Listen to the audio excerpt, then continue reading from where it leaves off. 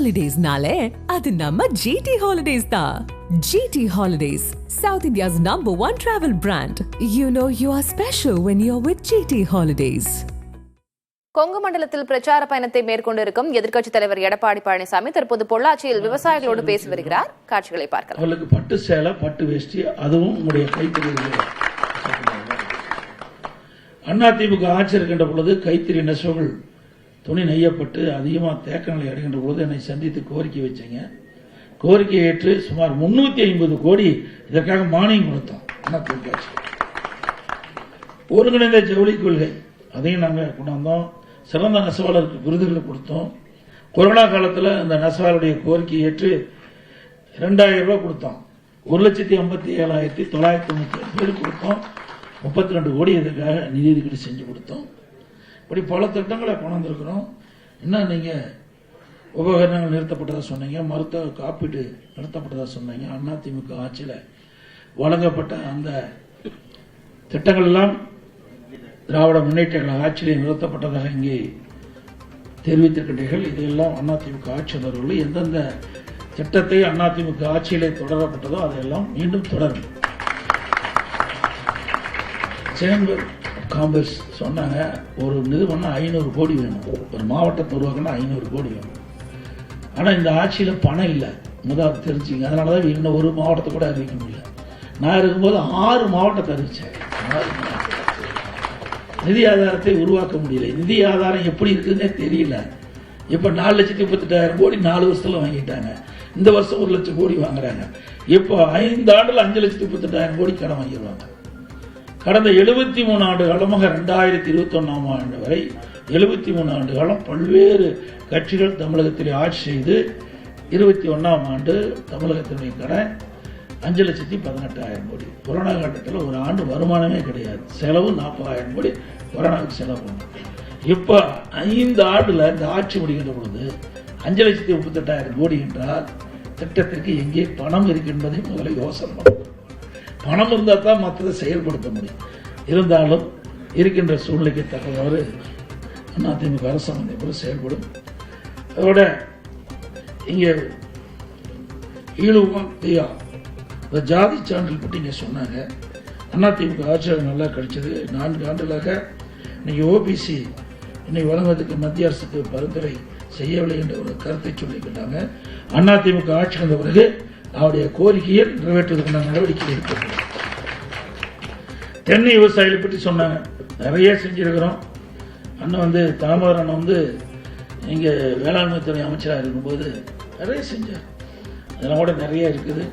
ஆகவே தென்னைக்கு இந்த வாடல் நோய் சொன்னீங்க, அதை கட்டுப்படுத்துவதற்கு கூட அதிமுக அரசாங்கத்தில் நடவடிக்கை எடுத்தோம். அதற்காக இன்றைக்கு மத்திய அரசுகிட்ட நான் நிதி கேட்டு பெற்று கிட்டத்தட்ட 754 கோடி அதற்காக நிதி பெறுவதற்கு நான் முயற்சி எடுத்து முதற்கட்டமாக 20 கோடி கொடுத்தாங்க. இந்த வெள்ளை பூச்சிலாம் விழுந்தது, அந்த பூச்சியை விழுங்குறதுக்கு 100 பூச்சி விழுந்தது கூட நாங்கள் நடவடிக்கை எடுத்தோம். அது மட்டும் இல்லை, இன்றைக்கு மத்திய தென்னை வளர்ச்சி வாரியத்தின் மூலமாக அம்மாவுடைய ஆட்சியில் இருக்கும்போது 100 ஏக்கர் நிலம் தென்னை விவசாயிகளுக்காக தென்னை சிறப்பு உற்பத்தி மையம் எக்ஸலன்சி சென்டர் மற்றும் தென்னை நாட்டு பண்ணைக்காக வழங்கப்படும். அது மட்டும் இல்லை, நீராப்பானம், அதுவும் சில சட்ட விதிகள்லாம் சட்டமன்றத்தில் அதை தளர்த்தி நீராப்பானம் தயாரிப்பதற்கு கொடுத்தோம். அந்த ஆட்சியில் நிறுத்தப்பட்டதாக சொன்னாங்க. அதே போல கொப்பரை தேங்காய் கொள்முதல் விலை குறைஞ்ச வரைக்கும் நான் மத்திய அரசுகிட்ட நான் பொள்ளாச்சி ஜெயராமன் அவர்களும் சகோதரர் வேலுமணி அவர்களும் கோரிக்கை வச்சாங்க. தென்னை பயிரிட்டு விவசாயிகள் கடும் பாதிப்புக்குள்ளாகிறாங்க, நான் கொப்பரை தேங்காய் விலை உயர்த்த வேண்டும் என்று சொல்லி அதை மத்திய அரசு கொடுத்த உடனே 111 ரூபாய் 80 காசு உயர்த்தப்பட்டாங்க. அப்போ விலை வீழ்ச்சியிலிருந்து விவசாயிகள் நாங்கள் காப்பாற்றப்பட்டோம். அது மட்டும் இல்லை, இன்னைக்கு தேங்காயை பற்றி சொன்னாங்க. இன்னைக்கு கஜா புயல நம்ம மாவட்டம் மட்டும் இல்லை, ஒட்டுமொத்தமாக தென்னைங்கிற போது தமிழ்நாடு முழுவதும் பயிரிடுறாங்க. அதற்கு அந்த விவசாயிகளுக்கெல்லாம் இழப்பீட்டு தொகை அதிகமாக கொடுத்தோம். மீண்டும் அந்த தென்னை நாட்டு தனியாக கொடுத்து மறுபடியும் அதை வளர்க்கறதுக்கு மானியம் கொடுத்தோம். இவ்வளோ நாங்கள் கொடுத்தோம். அதிமுக ஆட்சியை கண்டபோது கொடுத்தோம். அதோட வறட்சி நிவாரணம் இன்னைக்கு கடுமையாக வறட்சி நிவாரணம் என்ற பொழுது விவசாயிகள் பயிரிட்ட பயிர்களெல்லாம் சேதம் அடைந்த பொழுது அனைத்து இந்திய அண்ணா திராவிட முன்னேற்ற கழக ஆட்சியில் சுமார் 2248 கோடி வறட்சி நிவாரணம் நாங்கள் தான் கொடுத்தோம். அது மட்டும் இல்லாமல் இஸ்ரேல் மெத்தேடில் நம்முடைய பொள்ளாச்சியை தேர்ந்தெடுத்து அதில் ஒரு கிட்டத்தட்ட ஒரு 5000 ஏக்கர் எடுத்து 500 கோடி ரூபாயில் இந்த இஸ்ரேல் திட்டத்தை நிறைவேற்றுகின்ற ஒரு முயற்சி மேற்கொண்டிருக்கும் போது ஆட்சி மாற்றம் ஏற்பட்டது. அதனால் அந்த திட்டம் கைவிடப்பட்டது. தென்னை நார் உற்பத்தி பற்றி சொன்னாங்க. அது முழுசாக அதில் சொல்லல.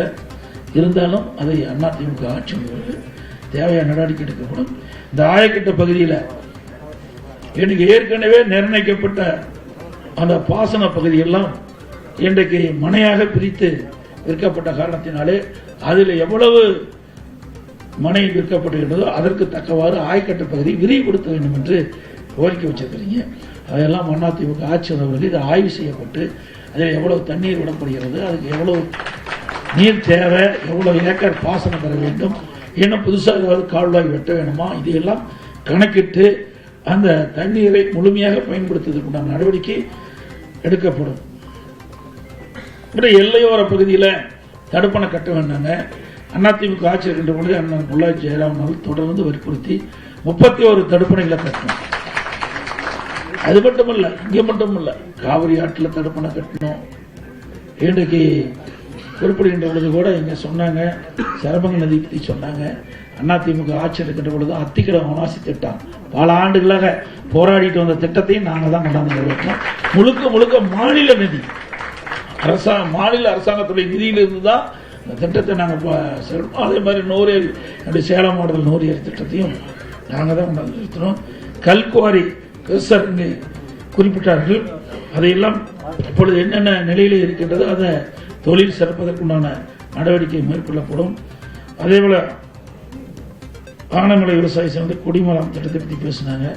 அதிமுக ஆட்சியில் தான் பல ஆண்டுகளாக தூர்வாராகின்ற ஏரிகள்லாம் விவசாய பங்களிப்போடு தூர்வாரப்பட்டு அதில் அள்ளப்படுகின்ற வண்டன்மண் விவசாயியுடைய நிலத்திற்கு இலவசமாக அளிக்கப்பட்டது. அந்த திட்டத்தில் 14,000 ஏரிகள் பொதுப்பணித்துறையின் கீழ் இருக்குது. அதில் 6,000 ஏரிகள் தான் முதற்கட்டமாக நாங்கள் தூர்வாரி இருக்கோம். எஞ்சி ஏரிகள் அனைத்தும் தூர்வாரப்படும். முழுக்க முழுக்க விவசாய பங்களிப்பு இந்த திட்டத்தை நிறைவேற்றுவோம். டிஐபி அந்த பாசனத்தில் இருக்கின்ற அதில் லஸ்கர் எல்லாம் நியமிக்கவில்லை, அதனால கால்வாய்கள் எல்லாம் முறையாக பராமரிக்கவில்லை என்ற கருத்தை சொல்லியிருக்கிறீங்க. அதற்குண்டான தீர்வு காணுவதற்குண்டான நடவடிக்கை எடுக்கப்படும் என்பதை நேரத்தில் தெரிவிக்கிறேன். பால் உற்பத்தியாளர்கள் பற்றி இங்கே சொன்னாங்க.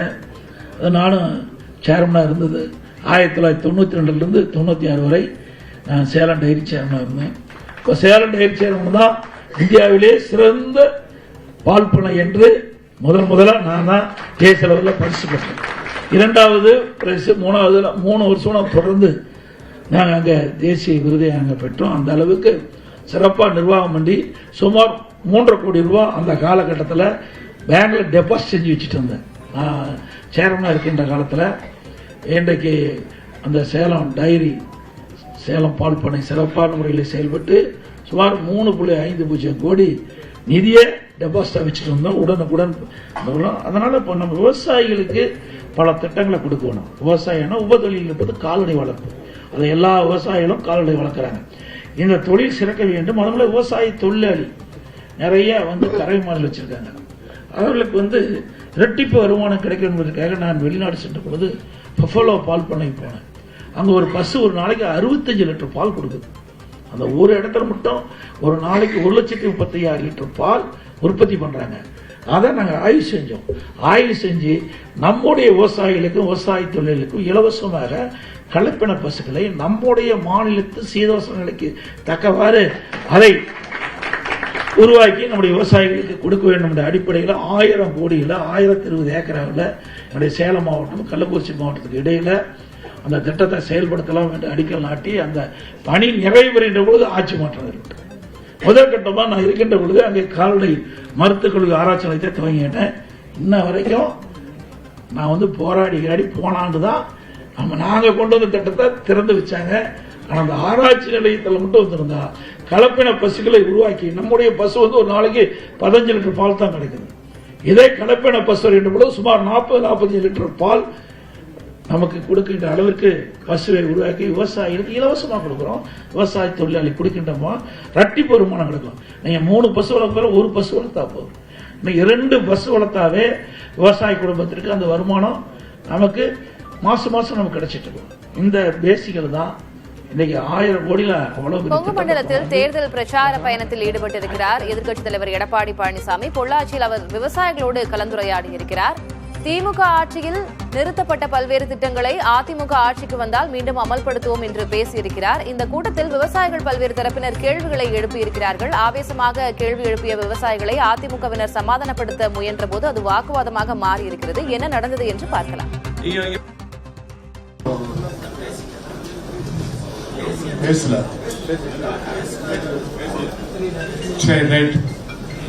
இப்போது அடுத்து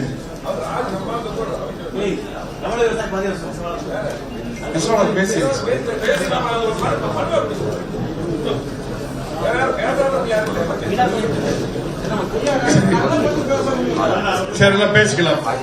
பேசிக்கலாம். இப்போது நம்முடைய வருங்கால முதலமைச்சர்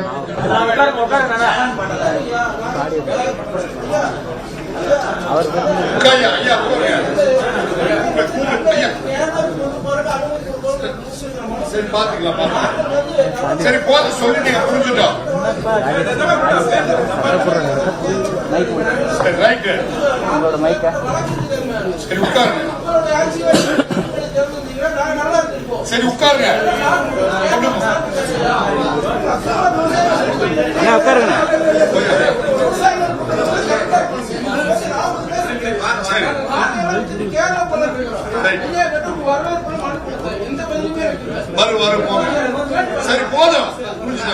எதிர்க்கட்சித் தலைவர் எடப்பாடி பழனிசாமி கலந்து கொண்டிருக்கும் விவசாயிகள் கலந்துரையாடல் கூட்டத்தில் விவசாயிகள் மத்தியில் வாக்குவாதம் ஏற்பட்டிருக்கிறது. அந்த காட்சிகளை பார்த்தோம். கூடுதல் விவரங்களை வழங்குவதற்காக செய்தியாளர் சுதீஷ் இணைந்திருக்கிறார்.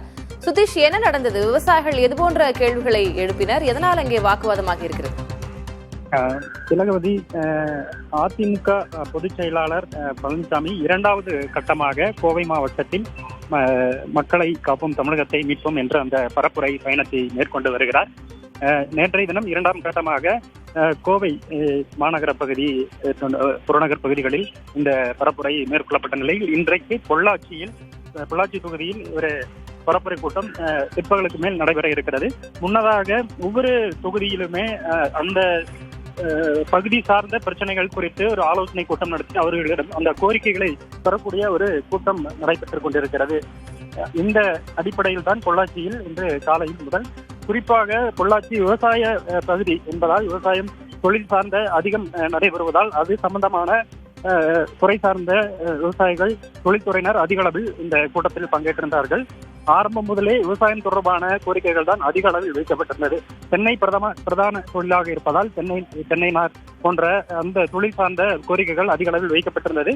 குறிப்பாக கள் இறக்குவது, அனுமதி கொடுப்பது, அரசினுடைய அந்த அனுமதி வழங்கப்படுவது, தமிழக அரசினுடைய அனுமதி வழங்கப்படுவது என்பது நீண்டகால கோரிக்கையாக இருக்கிறது என்ற ஒரு கோரிக்கை தொடர்ந்து வைக்கப்பட்டிருந்த நிலையில் விவசாயி பாலசுப்ரமணியன் என்பவர் மீண்டும் அதே கோரிக்கை தொடர்பான ஒரு கோரிக்கையை தொடர்பாக பேச முன் வந்த போது ஏற்கனவே அந்த கோரிக்கை தொடர்பாக கல் நல்லசாமி பேசியிருக்கிறார். மீண்டும் அது மனுவாக கொடுக்கும்படி அறிவுறுத்தப்பட்ட நிலையில் தொடர்ச்சியாக அந்த கோரிக்கை தொடர்பான வாக்குவாதம் எழுந்தது. அது தொடர்பாகத்தான் சிறிது நேரம் அந்த கூட்டத்தில் சலசலப்பு ஏற்பட்டிருந்தது. தொடர்ச்சியாக அங்கிருந்தவர்கள், நிர்வாகிகள் விவசாயி பாலசுப்ரமணியத்தை சமாதானப்படுத்தி தற்போது கூட்டத்தில் அமர வைத்திருக்கிறார்கள். தலைவரி, விவரங்களுக்கு நன்றி சுதீஷ். ஹாலிடேஸ்னாலே அது நம்ம GT Holidays தான். GT Holidays, South India's #1 travel brand. You know you are special when you're with GT Holidays.